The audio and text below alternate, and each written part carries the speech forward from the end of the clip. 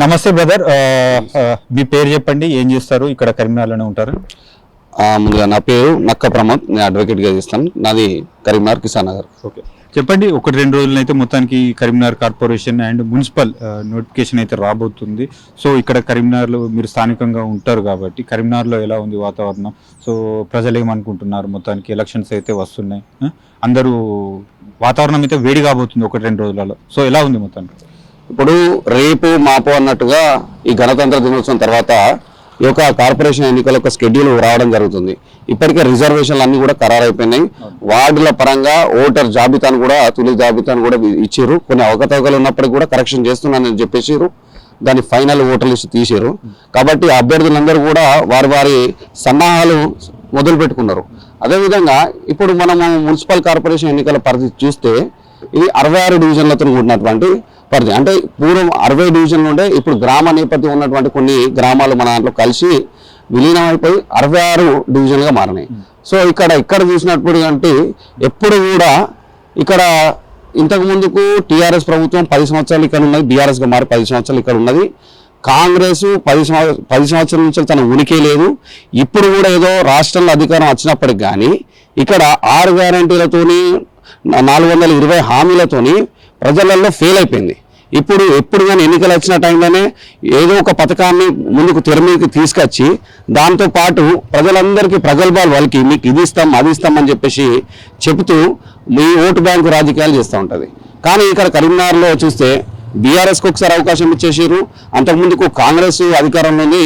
ఈసారి ఖచ్చితంగా మనము కేంద్రం నుంచి మొదలుకుంటే రాష్ట్రం వరకు ప్రతి కార్పొరేషన్ విన్ అవుతుంది. ఇప్పుడు మనం చూసినటువంటి సందర్భంలో కేరళ కమ్యూనిస్ట్ ప్రభుత్వం ఉన్న కాడ కూడా అక్కడ కార్పొరేషన్లో మనకు బీజేపీ కైవసం చేసుకుంది.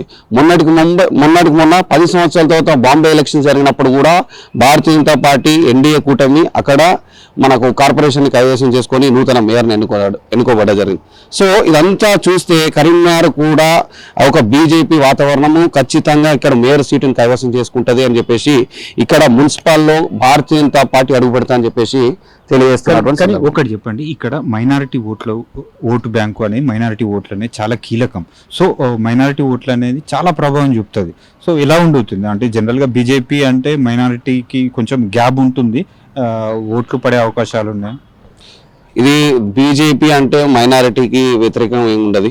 ఇది మీరు తెలుసుకోవాల్సిన విషయం. ఎందుకంటే ప్రజలందరూ కూడా చూస్తే ఇప్పుడు ఇక్కడ ఏంటంటే మైనారిటీలని మోసం చేస్తూ బీఆర్ఎస్ ప్రభుత్వం కానీ కాంగ్రెస్ ప్రభుత్వం కానీ ఎంఐఎం పార్టీ చేస్తున్న నాటకం కేవలం వాళ్ళ అధికారాన్ని దక్కించుకోవడానికి ఏదైతే అధికారంలోకి రావడం. ఇప్పుడు ఎంఐఎం పార్టీ ఉంది, ఎంఐఎం పార్టీ ఏది అధికారంలో ఉంటే ఆ పార్టీతోనే కొమ్ము కాస్తుంది. గతంలో బీఆర్ఎస్ ఏది గంగా జమున తహజీబ్ అని చెప్పేసి చెప్పారు. ఇప్పుడు కాంగ్రెస్ పార్టీ ఏమంటుంది, ముస్లిం అంటే కాంగ్రెస్ అంటే ముస్లిం అని చెప్పేసింది.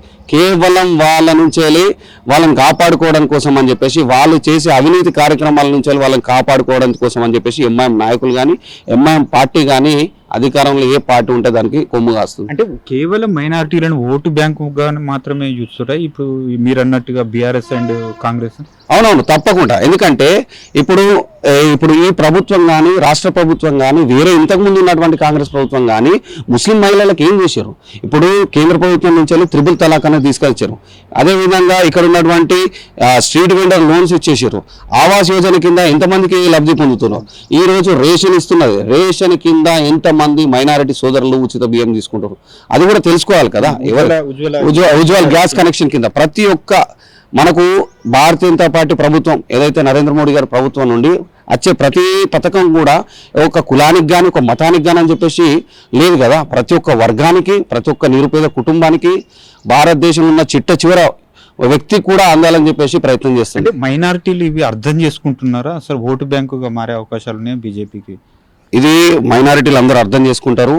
కానీ వారిని ఒక ప్రభావం చేసుకుంటూ ఏదైతే ప్రామిస్ల పేరిట వాళ్ళని మీరు చేయకపోతే మీరు హరాం అనే విధంగా, మీరు బీజేపీకి ఓటేస్తే హరాం అనే విధంగా వాళ్ళని ప్రలోభాలకు గురి చేస్తూ చాలామంది మైనారిటీ సోదరులు కూడా ఈరోజు భారతీయ జనతా పార్టీలో కలవడం కూడా జరుగుతుంది. ఎందుకంటే బీజేపీ కార్పొరేషన్ కానీ బీజేపీతోనే మార్పు చెందుతుంది, బీజేపీతోనే మహిళలకు ఒక గౌరవం కలుగుతాయని చెప్పేసి ఈరోజు మైనారిటీ మోర్చా బలంగా తయారవుతుంది. అదేవిధంగా మైనారిటీలందరూ కూడా భారతీయ జనతా పార్టీ వైపే ఉంటారు. కేవలం ఓటు బ్యాంకు రాజకీయాల కోసమే మైనారిటీలను వాడుకుంటారని చెప్పేసి మనం అర్థం చేసుకోవాలి. మైనారిటీలుగా స్పెషల్గా అర్థం చేసుకోవాలి, మైనారిటీ సోదరులు కూడా.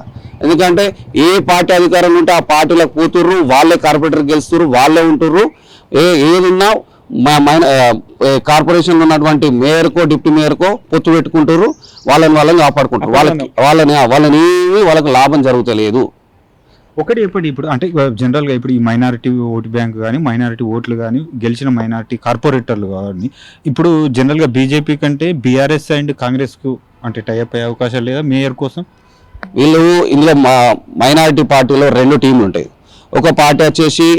ఒక టీం వచ్చేసి బీఆర్ఎస్తో ఉంటుంది, ఒక టీం వచ్చేసి కాంగ్రెస్ పార్టీతో ఉంటుంది. ఆ పరిస్థితులు ఏంటంటే ఎప్పుడు ఏ పార్టీ నుంచి వాళ్ళని తీసుకోవాలి, ఏ పార్టీ నుంచి వీళ్ళని తీసుకోవాలని చెప్పేసి వాళ్ళకే క్లారిటీ లేదు. కేవలం అభ్యర్థులు, ఇప్పుడు చూడు బీఆర్ఎస్ పార్టీలో అభ్యర్థులు లేరు. ఎందుకన్నా ఇప్పుడు ఇక్కడ చూసుకున్నట్టయితే బీఆర్ఎస్ సిట్టింగ్ గంగుల కమలాకర్ గారు ఉన్నారు.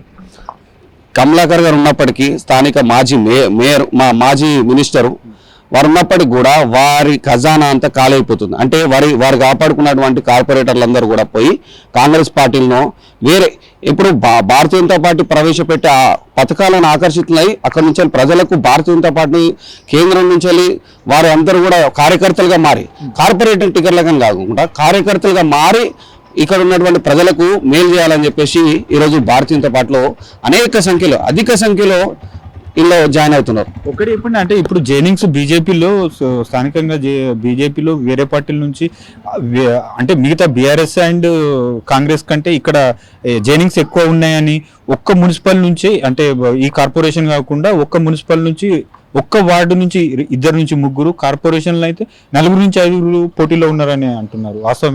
వాస్తవంగా ఇప్పుడు నేను కూడా ఒక పోటీదారునే. Bharatiya Janata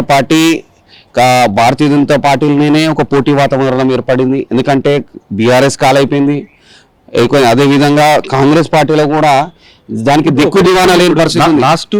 last MP elections చూసుకున్నట్టయితే బీఆర్ఎస్ కు 0 వచ్చింది. ఎమ్మెల్సీలను అయితే బీఆర్ఎస్ పోటీ చేసిన పరిస్థితి లేదు. సో ఈ ఎన్నికలు బీఆర్ఎస్ ప్రభావం ఏమైనా ఉంటుంది? మంచి విషయం చెప్పారు.